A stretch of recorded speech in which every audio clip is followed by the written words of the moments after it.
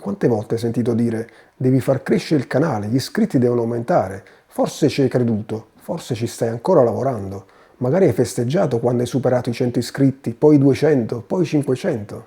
E intanto il calendario delle chiamate è rimasto vuoto. Nessuno ti dice la verità apertamente.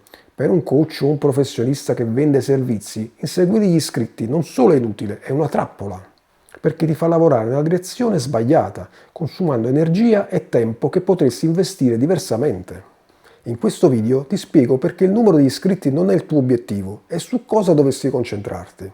Se vuoi capire dov'è il problema del tuo canale, trovi in descrizione il link per prenotare una chiamata gratuita con me. Adesso andiamo avanti. Perché gli iscritti sono la metrica sbagliata? Partiamo da una domanda semplice. A cosa serve un iscritto? Un iscritto è una persona che ha deciso di ricevere notifiche quando pubblichi un nuovo video, niente di più. Non ha firmato un contratto con te, non ha espresso interesse per i tuoi servizi, non ti ha dato il permesso di fargli un'offerta.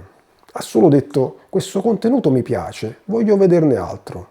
Ora pensa a cosa può servirti come coach o professionista. Non hai bisogno di persone che guardano i tuoi video, hai bisogno di persone che prenotano una chiamata, che si fidano di te, che decidono di investire nei tuoi servizi. Sono due cose completamente diverse e confonderle è il motivo per cui migliaia di professionisti passano mesi a ottimizzare il canale per la crescita degli iscritti senza ricevere nemmeno una richiesta di consulenza. Gli iscritti sono una metrica di popolarità. La popolarità non paga le bollette, i clienti sì. La trappola in pratica. La trappola degli iscritti funziona perché sembra logica. Il ragionamento è questo: più iscritti ho, più persone vedono i miei video. Quindi più persone vedono i miei video, più potenziali clienti ho e più vendite faccio. Sembra una catena lineare, ma si rompe al primo passaggio. Più iscritti non significa più persone che vedono i tuoi video. YouTube mostra i tuoi contenuti in base all'interesse, non al numero di iscritti. Un canale con 500 iscritti molto coinvolti può avere più visualizzazioni di un canale con 10.000 iscritti passivi. E soprattutto, anche se le visualizzazioni arrivassero, non significano clienti. Lo abbiamo visto nel video precedente. Senza un sistema di conversione, le visualizzazioni restano visualizzazioni. Quindi la catena si interrompe subito e tu hai investito mesi di lavoro in una direzione che non porta dove vuoi arrivare. Questa è la trappola. Fermati un secondo. Se stai riconoscendo questo schema nel tuo canale, se hai investito tempo negli iscritti senza vedere clienti, questo è esattamente il tipo di situazione che analizzo durante la chiamata conoscitiva gratuita. In 30 minuti guardiamo insieme dove stai concentrando l'energia e ti dico invece su cosa lavorare. Al termine della chiamata avrai una direzione chiara, nessun impegno. Il link per prenotare è nella descrizione di questo video. Se invece preferisci entrare in contatto gradualmente, unisciti alla community gratuita su School, dove pubblico risorse e rispondo direttamente alle domande.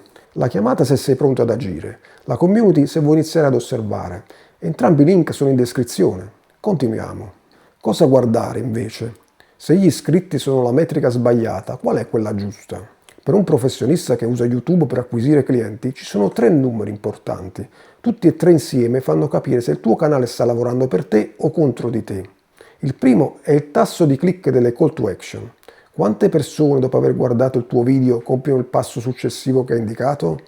Cliccano sul link in descrizione, scaricano la risorsa e prenotano la consulenza?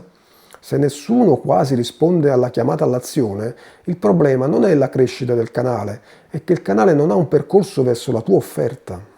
Il secondo è la qualità dei contatti che entrano nel tuo ecosistema, non quanti, ma chi. Un lead magnet scaricato da 10 persone perfettamente in target vale più di 100 download casuali.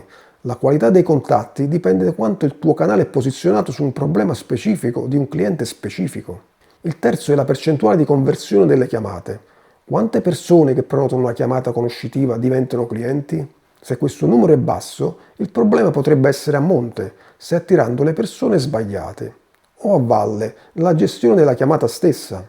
Questi 3 numeri sono le indicazioni fondamentali del tuo canale come strumento di acquisizione clienti. Tutto il resto, iscritti, visualizzazioni, like, è rumore di fondo. Quindi gli iscritti non sono il tuo obiettivo, sono una metrica di popolarità che non misura quello che è più importante per te. Inseguirli ti fa lavorare nella direzione sbagliata, consumando energie che potresti investire diversamente. Le metriche che contano davvero sono 3.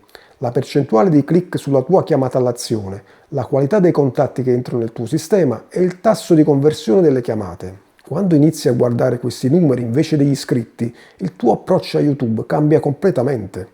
Non pubblichi più per crescere, pubblichi per convertire. E quella differenza nel tempo è quella che separa un canale che porta visualizzazioni da un canale che porta clienti. Nel prossimo video ti spiego i 3 tipi di contenuto che ogni coach dovrebbe pubblicare su YouTube per ricevere richieste di consulenza. Non formati generici, ma quelli specifici che portano clienti. E se vuoi prenotare la chiamata gratuita per analizzare il tuo canale insieme, il link è in descrizione.